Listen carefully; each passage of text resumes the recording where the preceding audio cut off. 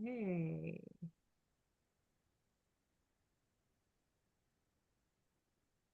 see?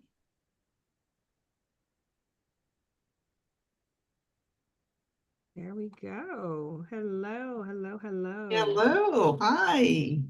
How's it going? It's good. Good. I am going to, are you still able to hear me? Very well. Okay, perfect. And let me grab this link. I'm going to share the link across the pages. How has your day been going, Judy?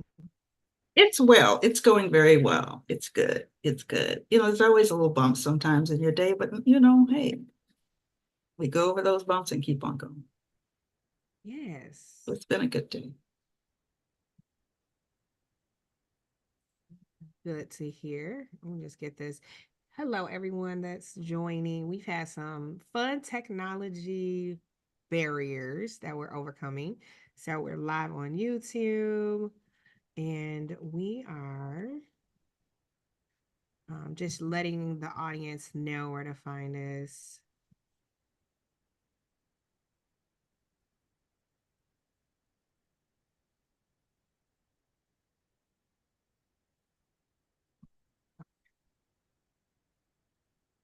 In there.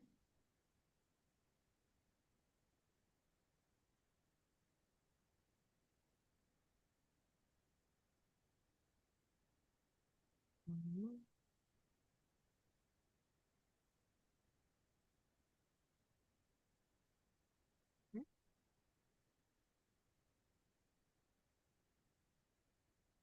I feel like we need to have some music.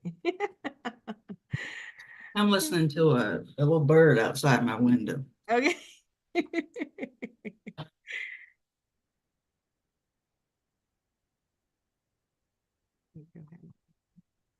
We should be good to go.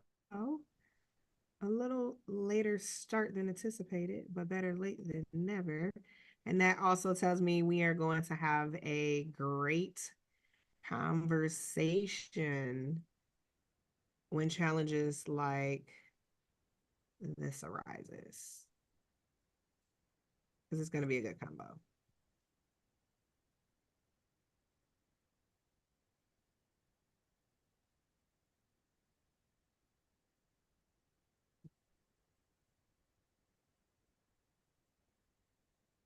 All right. I think we are good. I think we're good. I think we're good.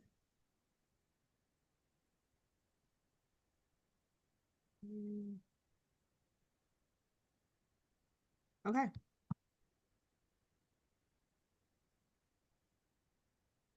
I hear so.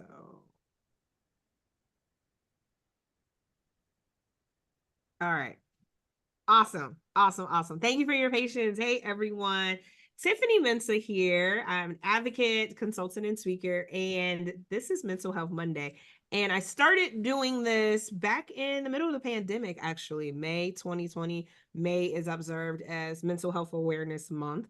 And the conversation was brought forth as an output from my first book, Forgotten Living in the Shadows of Domestic Violence. And we had a lot of therapists and psychologists come on and talk with different topics that was peppered within that book.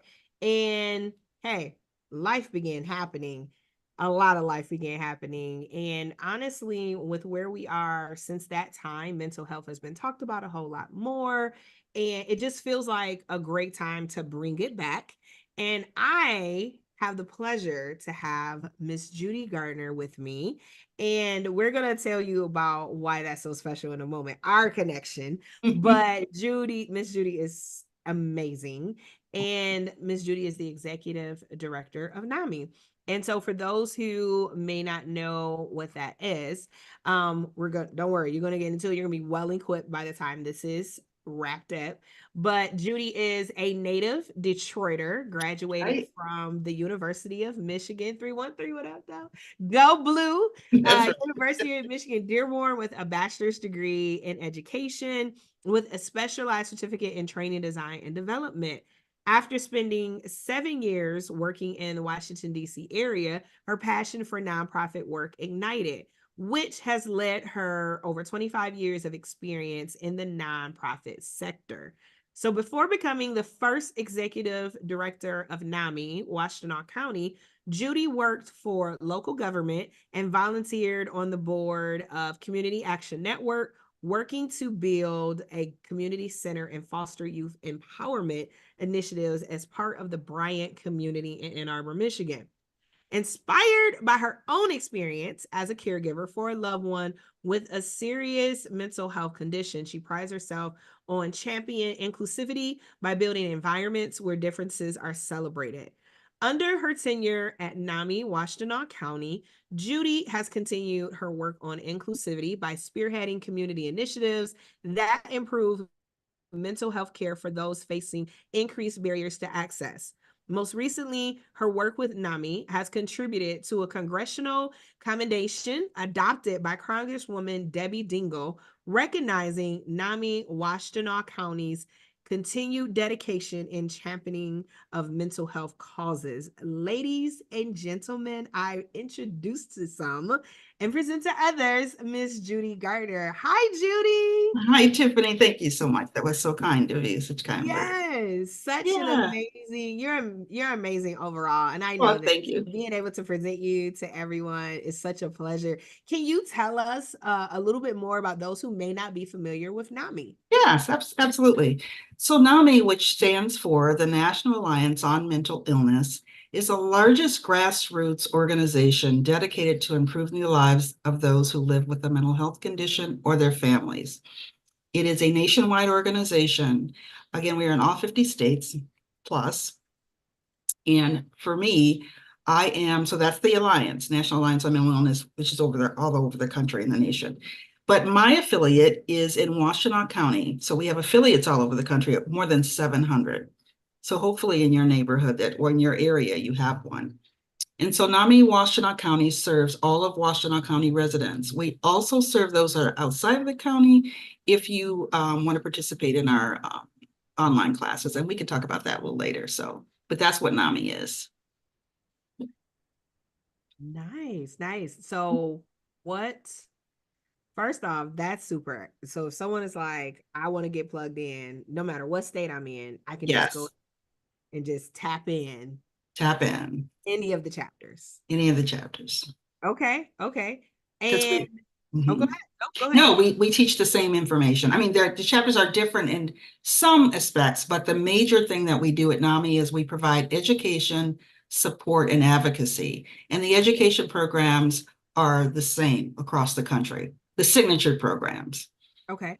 Yes, I What can are talk some about those a little later. Oh, okay. Okay. Yeah, Okay. yeah, yeah. I'll let you, yeah. Okay. All You right. got it. What would you, if I were to ask to kind of just jumping into that, like what would your why be with that alignment with NAMI? Well, I will be quite honest with you here. I was not looking for NAMI. Uh, Most of the time, I mean, I just wasn't looking for NAMI, but boy, was I grateful that I found it. Unfortunately, about back in 2011, one of my closest family members became very ill, and I didn't know that they had actually a mental health condition. I just saw that it was a behavioral issue. I thought it was just like what they're acting out, this and that. And a friend of mine said, hey, you might want to look into this organization to help you kind of, I think there's something going on with this person. And so I looked into the organization, and at that time, NAMI Washtenaw had a hard copy newsletter. And I read the newsletter, and it had such good information in it. I said, let me give them a call, because I was pretty much in crisis, because I was really worried about this loved one taking their life. They were just really erratic, just some behaviors that were not themselves. They were not themselves. So, long story short, I went to one of their family education courses that talked about family members who might feel that a loved one is experiencing some behavioral issues they don't understand, or that they have a loved one who has had a diagnosis of a mental health condition. So, that class was 10 weeks at that time. And when I got out of that class, I learned just so much about my loved one. And in the midst of my crisis, I worked with other people to help me find the proper doctor, find the proper, well, and know which doctor to go to or where to go. You know, the difference between a social worker and a psychologist and a psychiatrist. So they were kind of had their arms around me during the midst of this big crisis in my life. And of course, my loved one did get better because we got some early intervention. And that was 13 years ago.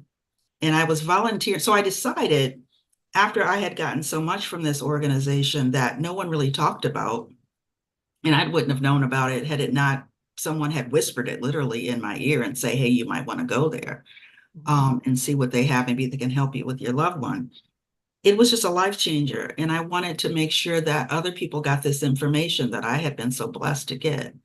And so that's how my journey started with NAMI. So I started to volunteer, and I volunteered for about 5 years while holding down a full-time job. And that job ended. And so NAMI asked me to be their first executive director for Washtenaw County. And the rest is history. I've been the director for 7 years. But it has been such a, I know, and my loved one has said to me, had I not gotten that information, they might not be alive today. And so I feel like I owe a lot to this organization, and really, I'm maybe not really owe them, but I feel like it is my duty to put this information forward to help others and possibly save lives. Yeah. Yeah. Yeah, yeah, That's amazing. Thank you for yeah. sharing that. If I'm someone who's listening, and if I'm like, well, that says mental illness, I don't feel like I fit that bucket. I don't have that. Can you help demystify even that term, where someone that's like, how it's a resource for your mental wellness? Right. A lot of times I'm going to kind of put it this way. Sometimes when we do tabling events, and so I will go out on some to do Mhm. tabling events, and we have the big sign that says NAMI, and it will say the National Alliance on Mental Illness. And people will walk by it because, as we all know, what harms is stigma.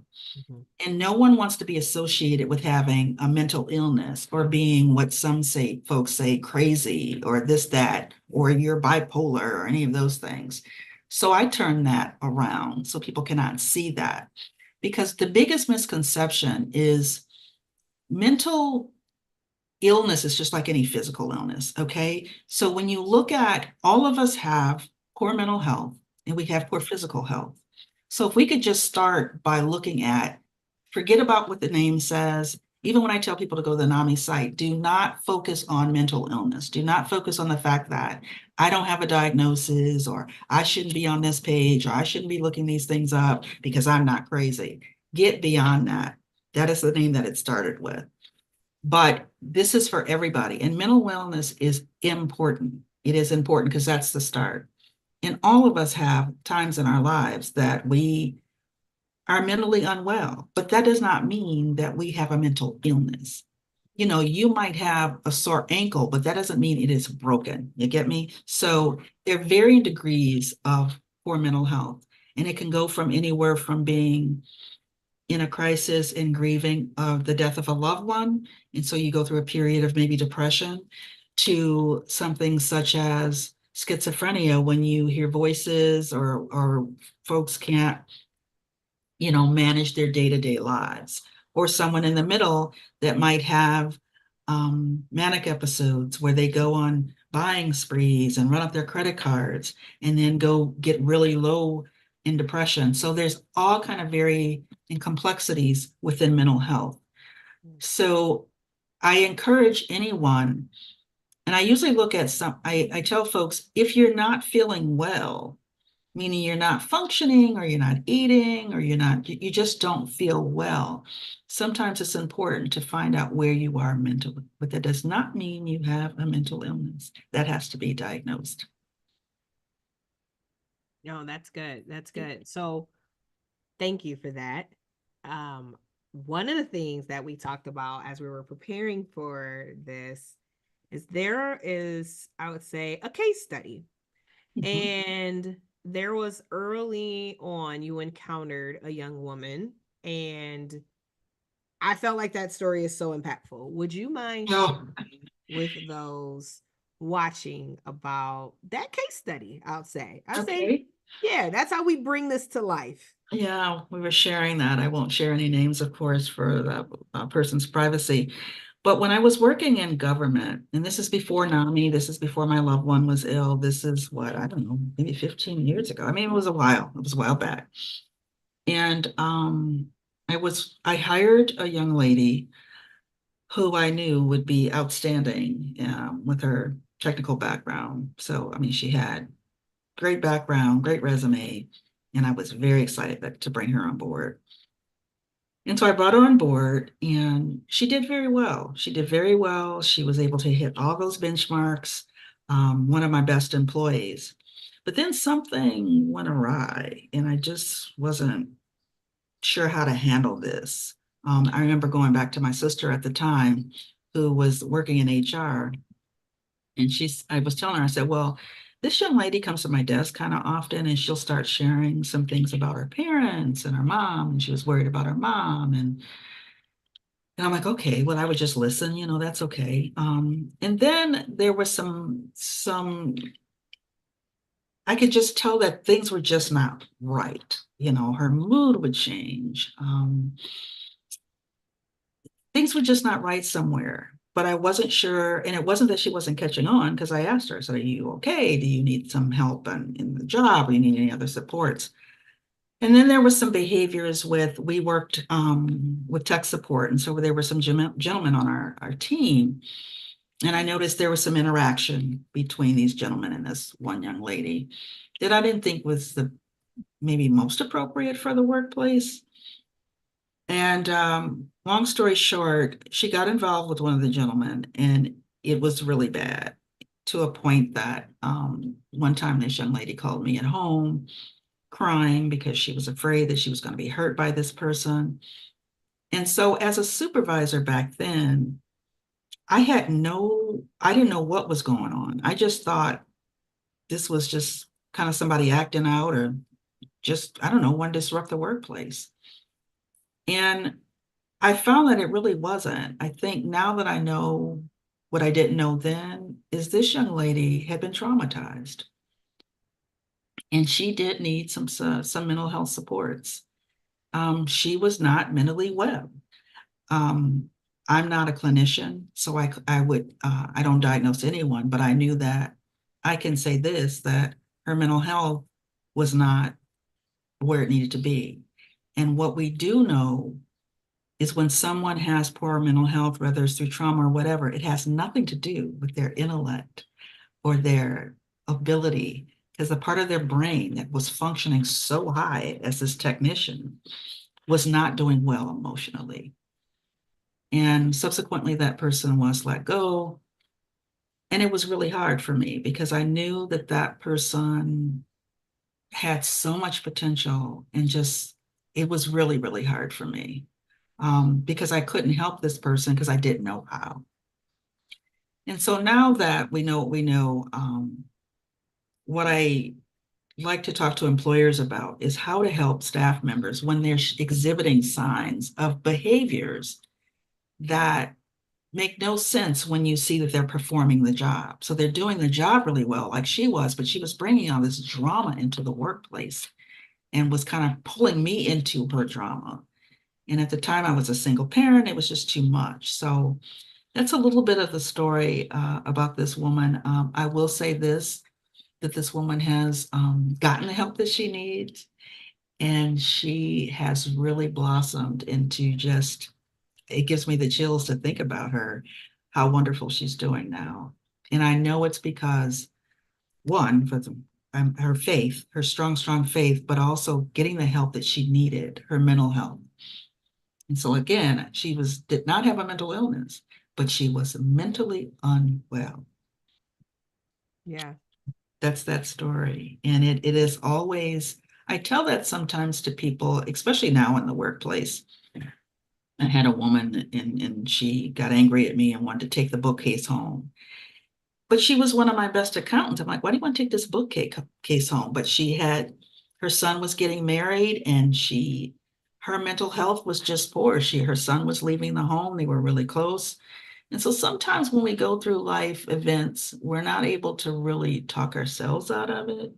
It is okay to talk to someone else to kind of process what is that is going on underneath this behavior that just doesn't really make sense. Yeah. If that makes sense. That makes sense. That makes sense.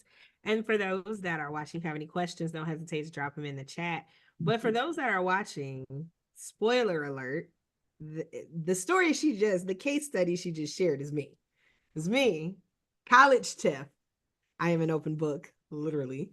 But it's college Tiff. So I have talked a lot about Matthew Walls, like the boss that literally gave me the fork in the road moment of, you bringing all this in the job. If this isn't the right job, I can let you go.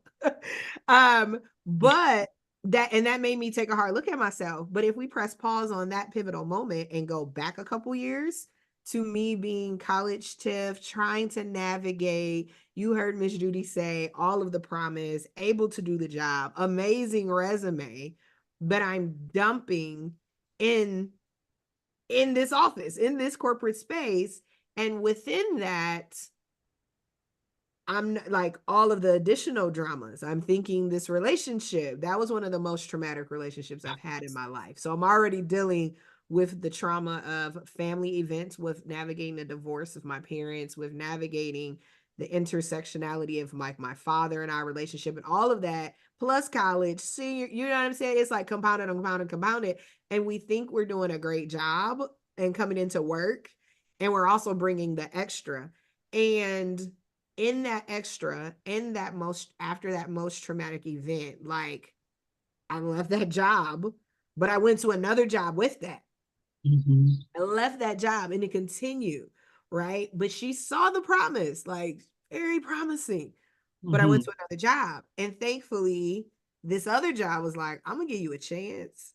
And I was able to choose life Actually, and I get that help. forgot really quick, Tiffany, it wasn't you that got fired. The guy got fired. Yeah. I Oh, tried to keep you. yeah. It just came back since you put that out there, right? He Yep. got fired Yep. because he was super smart also, but you Yeah. were the one that had the ability. Yeah. And Yeah. that honestly, that too, that was the pivotal moment for me because my mom had survived domestic violence. She had overcome so much and she's on the front line. She's an advocate, she's raising awareness. And because it didn't look like what I saw her and my father go through, I paid no attention to what she was doing. I was like, good for you. You got this. Yeah. Not knowing I'm attracting and looking at guys that have the emotional, the financial, the layer of stalking that was happening. That was a wake up call for me of like, oh, I need to be paying attention. First off, I paid attention to we not ever dating nobody. I never dated anyone else I worked with. So, Miss Judy, I learned that lesson. Okay, thank you. secondly, secondly, from that, I also paid more attention of let me pay attention to what my mom is doing and read these red flags because domestic violence is serious and it escalated so quickly. Like Yeah. so quickly. So you had that level, and then it's like I did not know exactly. I was mentally unwell. Where do I even begin? Where do we even start? But then there was, yeah, I know counseling was kind of bubbling up, and I heard about it from my mentor, Greg Harton. He would always would say, "Get counseling. It's okay." But I didn't know what the steps look like back Right. then. That's we're thinking 2000, early 2006. I had no idea what that Yes. looked like. Right. So now I get into this new job. Matthew gives me this, hey, choose you this day. I chose the day. And I'm starting to get coping skills and able to look back and rewind of like, this is how this looks. So many people may say, hey, nope, I don't have a mental illness. Oh, nope, I'm fine. We also got to look at high performance, Mhm. high performance, those that do emotionally, over emotionally share. It's okay to share and build community, but those when you're also in the workplace that are, you can visibly see. And I think those were some of the things that are so powerful when I think back to our journey, Miss Judy. It was like, Yes. I remember I can remember the look of disappointment on her face. Like, And I don't have a poker face. I didn't like to, and I don't, and I still don't. yeah, And Tiffany, I mean, it was because I just saw this spiral down of this promise here that this isn't going well. yeah, And what do I do with this? yeah, So I got rid of what I thought the problem was. Okay. But really, good kudos to you for seeing that it was that, but it was you needed to heal. yeah, You needed that. And it yeah, was disappointment because it was like, why does she keep doing this? yeah, Because I think you went back a couple of times. I think you went back, if I remember yeah, correctly. yeah. And it was again, it was that cycle of not knowing, of Yeah. the awareness. There was also the other cycle of like even some of the fear factor that goes into that, where it's like, why would you go back? But then I'm also seeing the other side of like, I remember because we had to park at a one of Yes. those parking, and it was Structure. about a 10-minute walk. And I Mhm. remember, I think the last time, like running to my parking space, being on the phone with my now sister in love, and there's complete fear because again, I got into this relationship at work, and now it's all those different aspects. But in looking back with the tools that we have now, those that are on our spaces and in our spaces right now, that may be in the jobs, I mean, maybe in churches, what are some things that NAMI can help do to support someone who's on a journey? And like, I want to do better. I don't know what I need, but I know I have a desire to improve. What are some of those programs that they can get plugged into? Okay, so the first thing I would probably ask someone is to go out to our national site, which is NAMI.org, NAMI.org. And if you're feeling depressed or you're feeling anxious, there's some tools on there that will give you examples of what that looks like and how and where to go to obtain help and support. So that's the first start. We also have that on our website, NAMIWC.org, but I like to send folks first to the NAMI national site because there's also webinars that you can look at your own leisure in the privacy of your home, because our support groups are peer-to-peer support groups. So they're peers who live with a mental health diagnoses, okay? And well, education program, sorry. So there's an education program for peers, but there's support groups for anyone that's feeling mentally unwell and just needs someone to talk to, like a group to kind of hear them and make space for them. And on the site, on our site, and I know I'm bouncing around a little bit, I'm sorry, but on our site, you can go and obtain, get into any of those support groups based on if it's your individual that you're living with, some concerns, or you have a family member. So we do have support groups for that. But Tiffany, back to answer the question, the first point of contact will be the main site. But I also want to recommend this when someone, because they're so different, things are so complex, right? And you know this, Tiffany. Mental illness is been studied, and it is sometimes often biological in nature. Okay, it's hereditary. They've also found that if you are predisposed to depression or anxiety, and like strong PTSD or anything like that, that can exacerbate or bring about more symptoms towards a mental health condition. So the first thing I would encourage folks is to do is talk to their doctor, their PCP, because usually when you go to the doctor, and in the back of the door, most of the time, they'll ask you if you're a victim of domestic violence. That's the first piece. And they have that contact there. But also I would share with my doctor what I'm feeling like. And that's, I think, we can rule out any type of underlying physical illness beneath the neck.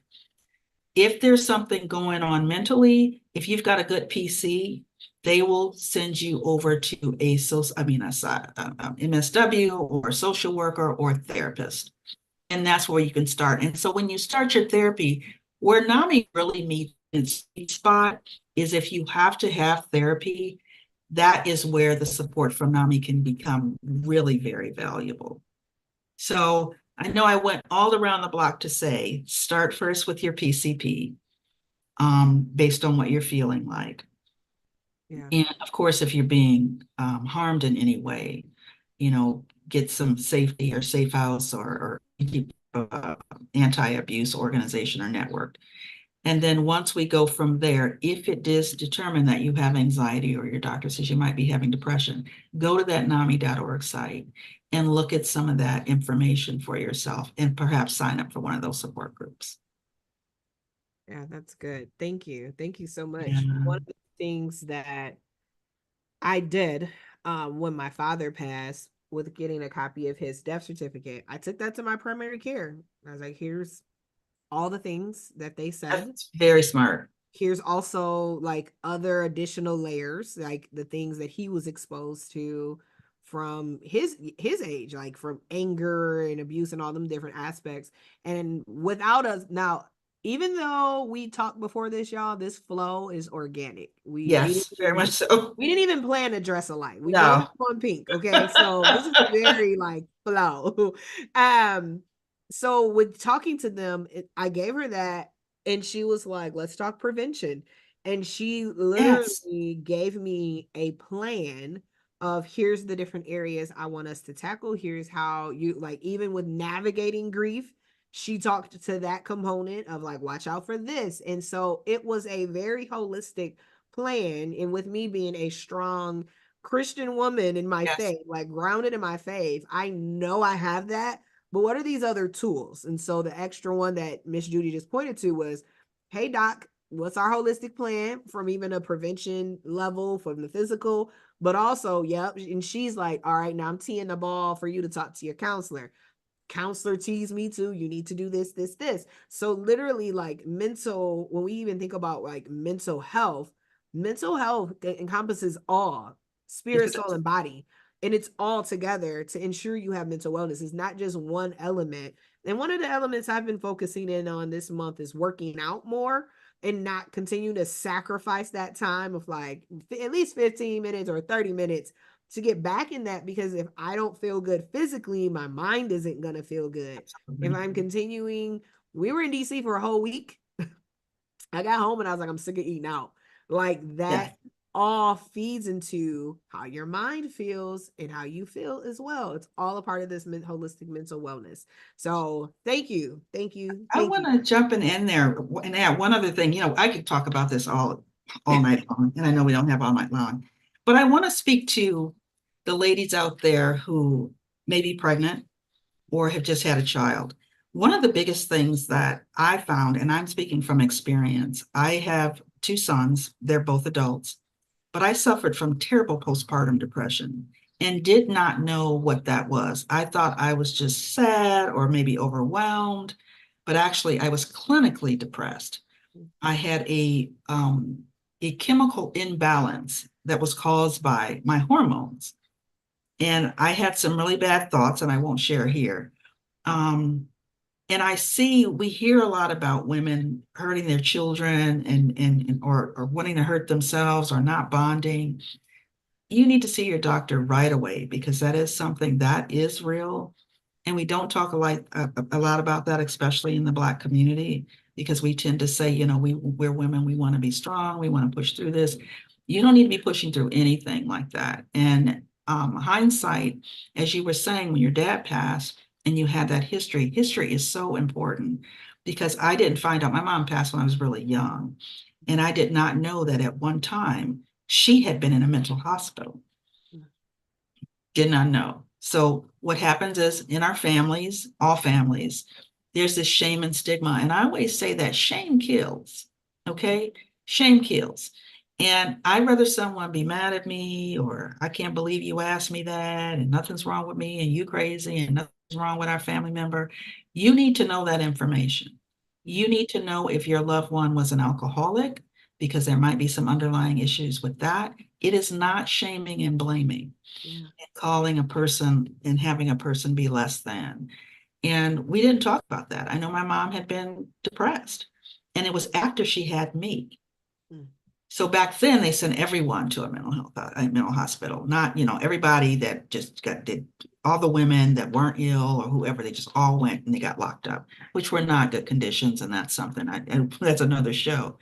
But I wanted to speak about that just briefly. Thanks for giving me that time, Tiffany, because I find that's really been something that is burning in me lately, to speak about. Because a lot of times too, when you're not feeling well and you go out on the NAMI site and you read about depression and anxiety and bipolar disorder, you're not going back if you don't start from a doctor, right? Because it's going to be scary. So it's like, okay, I don't have any of that. So then you run away from that. You don't want the information. Start with your PCP and know it is okay not to feel okay. And know it's okay to ask somebody. And if you see something, say something. Yeah. If you see something, say something. If you love this person, I risk folks not speaking to me, but it hasn't happened to me yet. I will say, look, pull them aside privately. I think you might want to, Yeah. talk to somebody, Yeah. Yeah. Yeah. And I really wish I did. I had Greg, but I wish I had more of that back then. But I'm grateful it's becoming Of normalized course. now, even for the newer generations that are coming up, because it is so important. And so, touching base on a little bit about employers. So Mm. when you and I'm glad you segment into what you mentioned as well, because even with those who are moms who are in corporate spaces, and you mentioned you were a single mom of like two boys during that time, and what are some things that employers can do? Because I feel like some employers do it right, there's others where some still opportunities. What are some things employers can do to even help their employees, that from what your purview, help their employees, even thinking back from a leadership perspective of what you needed and what you saw employees needing? What are some of those things that you could see could be implemented within a workplace? Absolutely. One, I think we're all human. And sometimes when someone shares something confidential with you as a leader, Mhm. I expect you to keep that private. And I see a lot of that, some of that not happening all the time. So that's the first piece. Keep that private, because that you can reduce morale. But for the employer, a lot of employers find that if they have a high performer and all of a sudden they see their performer not performing, it's always an immediate, let's write this person up. Let's do a PIP, a performance improvement plan. Okay, but if it's something that you had not seen before, and this is new, this person came in doing what they needed to do, hitting all those milestones, and then you see something different. It may not be a PIP plan that's needed, okay? It may be, hey, are you okay? If not, here is an EAP program, employee assistance program. Do you need a couple days off? Not asking why you need a couple days off. Do you need a day off? Are you well? Are you feeling well? Mhm. Just really caring, not prying, but caring. Because I found that in the workplace, when someone is not performing at their norm for a longer period of time, like they've been good, and then all of a sudden they just kind of do a dip, there's something going on. Yeah. There's something going on. And so really just asking and be aware and not so judgmental or not diagnosing. We are not clinicians. I cannot diagnose anyone. Oh, that person over there, they're just crazy. That is, if you want to really get on my nerves bad, call somebody that. No, it's not that. Or Yeah. she don't like to do that, or she's not going to do that anymore, or he not going to do this and that. Sometimes people just want to be heard, and they want to be heard and they want to be supported, and they don't know what to do. And when you're not feeling well, think about it. When you feel like crap, when COVID was going around, unfortunately, a lot of us got COVID. I did. When you have COVID, you feel like cooking? No. So if work sick, you're not gonna feel like working. Yeah. And your employer is asking you, well, why aren't you doing this or why aren't you producing? What do you need? Mhm. And so I find that employers can do that. And then if the person chooses, I did have an employee one time that would come in late, and she would come through the back door, and she would come in late all the time, and I knew something wasn't right. But she didn't listen, and I tried to help. And so I did have to discipline. So it's just employers just being aware and asking that question in sincerity. Yeah. Yeah. No, that matters. That's good. Now, in this world that you are executive director in, how do you take care of yourself?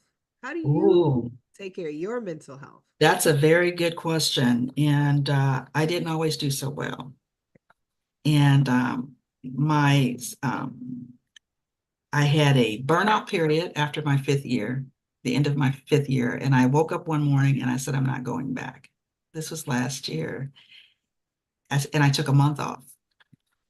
And I look back at that and I go, Tiffany, I'm telling people how to take care of themselves and what they should do and this and that, and I was not doing that for myself. So I give myself a C minus, but now I give myself more like a B plus because I learned from being burnout. And I tend to think that, oh, well, I have the tools. I had the tools, but I wasn't using them because I kept thinking these are for other folks to use. Mm. I needed that for myself.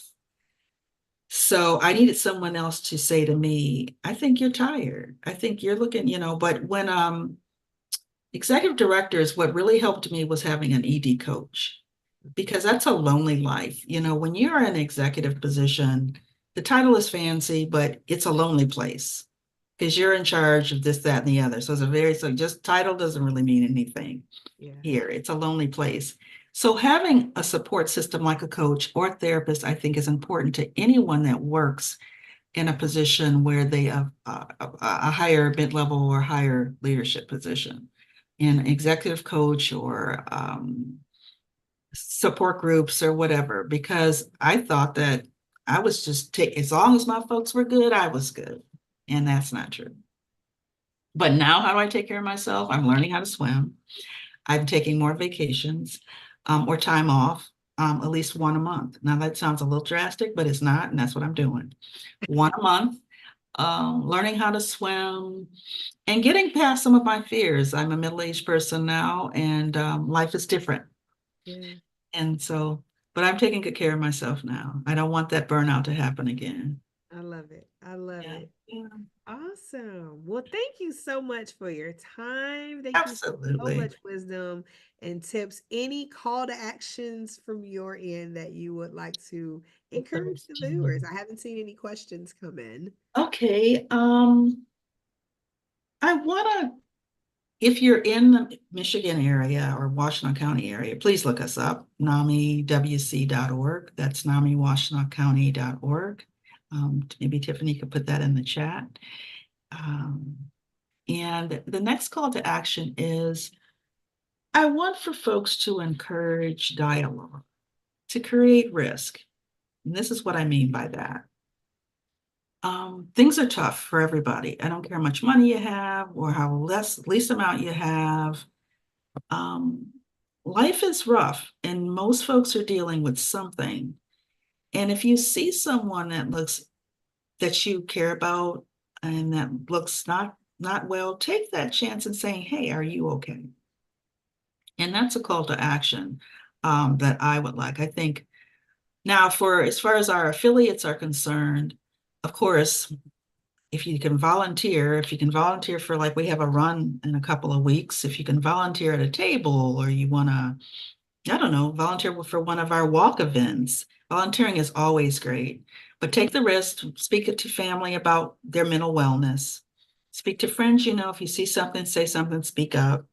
Come volunteer for us. And of course, if you got deep, deep pockets, please donate to NAMI Washtenaw County because we get most of our we are not federally funded or anything. We get all of our programs are free to anyone that's interested. All the materials, there's no charge for any of that. We even serve small light meals for our in-person education programs. And all of this is through the donations and me looking for grants all the time. So Go about that life. yes, that life. But for whatever reason, it works out. God takes care of me. I have a woman of strong faith as well. And I feel grateful and privileged to be called to this work. because I could talk about this work every day, all day, especially when it comes to there's somebody that's going to see this that is feeling afraid and alone. And I want them to know that they're not alone. And there's someone out there that cares. And if you're feeling really alone and bad, there's 988. And you can call 988 if you're feeling anything. You don't have to worry about it. My calling, it's not 911. No, nobody's coming straight to your house.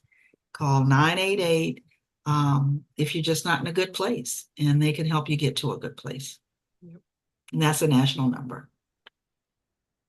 I'm dropping that in the chat as well. Oh, good, good, good. Yes, thank you. Thank you, thank you, Yeah. thank you. Well, I am not going to hold you long, but if I get questions offline, and it's a lot of them, I'm going to bring you back. I'm going to bring you back if I get a lot of questions offline. I would love that, Tiffany. Anytime for you, anything for you. Oh, same for you. It's true. Thank It you is so true. much. You are dear, dear to me, and you don't know how happy this makes me, how far you've come. Yes. And so have I. I've grown up too. So, Yes. I've grown up too. I'm a grown up. We So grew up together. we did. We did. And it was meant for our paths to cross I truly and believe that. for us to be in the line of purpose work that we Right? are in. Right? Who would have thought back then? God knew. I was just trying to get a check. Oh, did I Right. say? But that's real. That is real. I And had sons to take care of and to raise, you know? yes, I spoke to I was on a panel talking to some young adults last month, and they were talking about your journey, and Yes. I shared with them that I was chasing the corporate ladder, I was chasing them checks, like I had a goal, I had a vision in mind of rising all the way to the top, Yep. all the way, and I was there, I was almost there. Mhm. And it's literally, and I think this is too, like with my continuing to walk down my faith and getting grounded in who I am and what my purpose is and that confidence in the word. But when my father passed, that also gave me a different light of just life and Yes, valuing. it will. Am I doing everything I should before I leave this earth? Am I Absolutely. also happy? We talk about Yes, mental wellness. Am I happy doing this? absolutely. And in that time, I was a leader. I'm trying to grieve, and I got 10 humans reporting to me and an Mhm. additional 9 on the side for my businesses outside of work. And I wasn't happy with the leadership title and all the responsibilities and the stress and the Yes. anxiety. And I gave that title up. Now, See? I worked hard for my pay. Let's not play with that now. No, no, because we Every do that. cent. I let that be clear. Right. But in that, thankfully, that was honor. But even leadership looked at that like, for real? Like, you're on the fast track. Yeah, I know. It's not, because when you have a purpose that is higher than the Absolutely. check, the provision and everything else, is there's room that's made for that. Like your gift makes room for you. And I truly It's believe so true. that what God has allowed me to Yes, design with my businesses, especially this nonprofit organization, it is it's literally life and death. it is. You are helping someone choose life, and you are helping Yes. someone choose hope and healing above all of that. And yes, compensation is what's needed to get through this life, and God and his creativity makes it happen. And it's so true, Tiffany. You can't say that more. When I tell people what I made when I first started as an ED, from where I went, from I left government to when I first started as an ED, I always get gas. How did you make it on that? I said, that same year I bought a house. Come on. Second one. So it is true. I sometimes I go, I tell I said some family over yesterday and I told them what I was making a year, my younger family members, and they go, that's all? But I feel like it's so much more than that. But you have to experience it to believe it.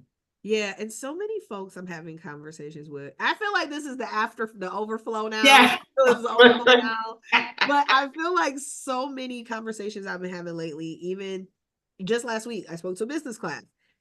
so many feel like they have to sacrifice their passions and who they are to either A, come into the workplace, or B, to wait, I can have a business and I can do something for the greater good. Like, we are taught to just grind for the sake of the check. But what about if we're self-interested in looking at, I truly want to walk out the passions to make another human do Yes, what they're called to do, to be better for them, or to provide this resource for them. I feel like we would see so much difference in the world we would. We all have with gifts. that. Yeah, We must work in our gifts. And if we don't, it doesn't work. it doesn't work. It doesn't. It And does. keep living. I mean, at 61 years old, thank you, God. I have, Looking amazing. all right, thank you. I see that. I mean, I'm going, wow, you really do have to work in your passion and your gift, or you will lose it. And it doesn't mean you'll just lose your gift, you lose it all. I believe that. You lose it all. Yeah, So fast money, quick money doesn't stay. yeah. Hmm. So I tell my young folks that part, Yes. that part. Yes. And it's scary because you're like, well, I want this and that, but where's your faith? Mm, You know, where's your faith? So yeah, yes. living it, walked it, living it now. Yeah. And I can say, because again, I knew you 2006. You knew me Okay. 2006, right? Mhm. I feel like I see this glow of you. Like, your skin looks amazing. Oh, thank you. Like, amazing. And folks have been commenting to me. I left corporate August of last year, and like, you just look so happy. Yeah. Like it exudes you. And I truly feel like when you are walking in what you're supposed to be walking in, loving what you're doing, not every day is rosy. Every day Oh, is no, it's rosy. Every not. day is like, okay, God, how we gonna get through this? What we Right, do? right, right. All the time. But the resolve of like, but I'm what I'm supposed to be doing at the right time, and it just it's an It's outflow. true. It's It's an true. I outflow. feel so much better since I left the government job. I can't explain it, Yeah. but I know where it's from. And it is true. It is true. And you know what makes me really sad is some people who are still there when I left, and Mhm. I've seen them recently. Yeah. Yeah, it's true. Stress will kill you. And if folks don't believe that, keep, stress and just pushing through mental wellness. And if you're not mentally well, you can't do anything. You can't even be physically, everything starts in the brain. We need to stop thinking that it starts somewhere else. It don't start in the heart. Mm. All the functions of your body, your brain. So, you know, mental wellness is important, physical wellness, and you spoke on it, Tiffany, faith, Mhm. faith. Yeah.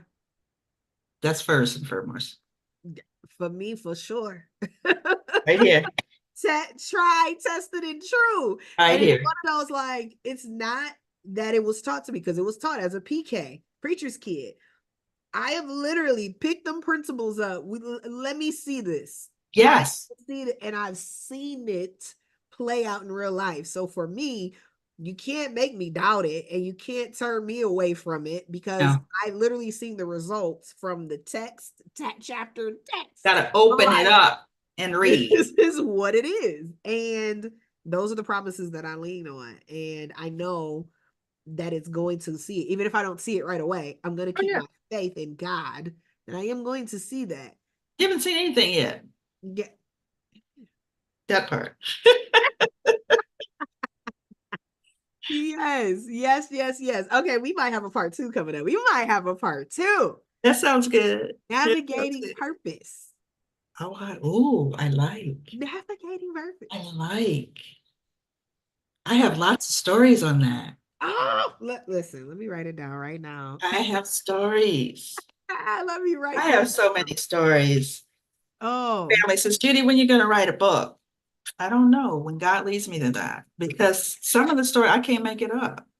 ah, okay. My journey in this faith in this life. Yeah. So Yeah. there But it is. that is, I feel like our journeys are those parables. Like Yeah. we get the parables in the Bible. When you look in the New Testament, how Jesus always used parables to connect and bring Yes. like the principle he was trying to convey. I feel like our stories are those parables in real time right now that True. we are able to use as a communication and storytelling tool to talk to the proof and the fruit. Absolutely. I mean, who would have thought, Tiffany? I wouldn't have thought that I would be on this screen today with you. I never even crossed my mind. Yeah. I didn't back then. I'm what? No, I just wanted you to be okay and safe, right? You know, and over the years, when I saw you pop up on Facebook, I'm like, she's okay and safe. Oh. Yeah, it's true. Yeah, I told you for you all, because again, for those that are also joining late as well, she kind of saw some of a knucklehead I dated back in the day. That was not really well, and when we were chatting just in preparation of like, hey, here's the flow, how things are gonna go today. I was telling her about AJ, my husband, and how God Yes. really designed him for me. Yes. Yeah. And it's so she was like, I saw and I'm happy. And so I told him when he got home, he wasn't home I when I told him. I was like, did. yeah, you know about them knuckleheads, babe. He was like, yep. Yeah. We all had a knucklehead or two. Yes, We all yes. had a knucklehead or And, two. and even having to surrender me trying to manufacture what Yes. I thought I should have and Oh, just lean into what God had for me. It came so natural when I just surrendered even that's what you have to. That's what my husband said, both of us. I just let it go and surrendered. I said, I'm done. I'm not getting married at what? How old was I? 49?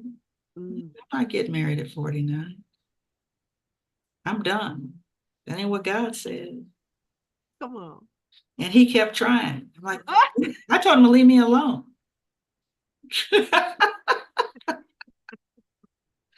Leave me alone. Now this is a part three. I feel like this is a Right. part three now of like love. Yeah. Leave me alone. He did not leave me alone. He said, no, you're the woman I've been looking for all my life. He Oh, did. And he has just been, just a blessing. Yeah, just a blessing. Because I said, I am not being bothered. No more. I'm done. yeah. My kids are almost out the house, and I'm going to just ride into the sunset. Little did I know. You ride at the sunset with him. Yeah. And that's good. And that's Oh, good that too. tempo. I love it. I love it.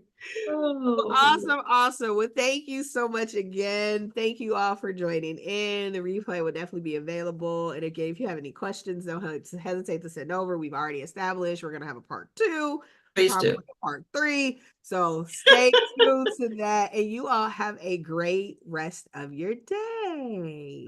Good. Good night, Tiff.